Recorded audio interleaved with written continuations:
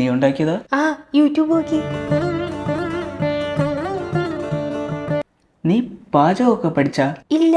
എന്തേ? എന്നാ അതിന്റെ നല്ല കുറവ് കാണാനുണ്ട്. ഒരു വായിക്ക് കൊള്ളത്തില്ല. വരുമ്പോ എന്തോ പറയുന്നു.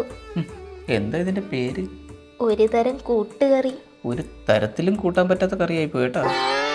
സംഭവം ഇതിനകത്ത് എന്തൊക്കെയോ കുറവുകളും കൂടുതലും ഉണ്ട്. പക്ഷെ അത് എന്താണെന്ന് പറഞ്ഞു തരാൻ അറിഞ്ഞൂടാ. വായ്ത്താളം മാത്രം.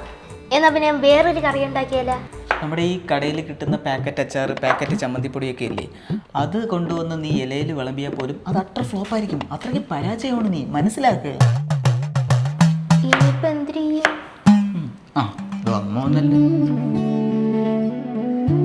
നിന്റെ അടുത്തേ മത്തനരിയം പറഞ്ഞിട്ട് നീ അറിഞ്ഞാ? ഹൈ, മത്തനല്ലേ ഈ അരിഞ്ഞോണ്ടിരിക്കണേ. അത് മത്തൻ, തണ്ണിമത്തൻ. എരിശ്ശേരി ഉണ്ടാക്കാനുള്ള മത്തൻ അരിയാനാണ് നിന്റെ പറഞ്ഞത്. ഇത് വേസ്റ്റ് ആവാതെ ഞാൻ തിന്ന് തീർത്തോളാം. മറ്റത് ഞാൻ വേറെ അരിഞ്ഞു തരാം. നിന്റെ അടുത്ത് പുളിശ്ശേരി വെക്കാൻ പറഞ്ഞിട്ട് നീ വെച്ചാ? അതിന് പുളി വേണ്ടേ? പുളിയല്ല കബോർഡിനകത്ത്. എന്തില്ലെന്ന്? പുളി. പുളിശ്ശേരിക്ക? ആ, എല്ലാ മണ്ണുകളും എൻ്റെ വയറ്റിൽ തന്നെ വന്ന് പെട്ടല്ലോ. എനിക്കൊരു സത്യം മനസ്സിലായി.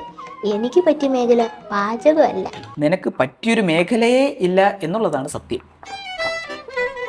നമുക്ക് രണ്ടുപേർക്കും കഴിവില്ലല്ലേ? ബഹുവചനം വേണ്ട, ഏകവചനം മതി. എൻ്റെ കഴിവങ്ങ് സിനിമയില്ല. ഒന്ന് ട്രൈ ചെയ്ത് കഴിഞ്ഞാൽ അടുത്ത നെയ്യുമ്പോൾ ഞാനാ.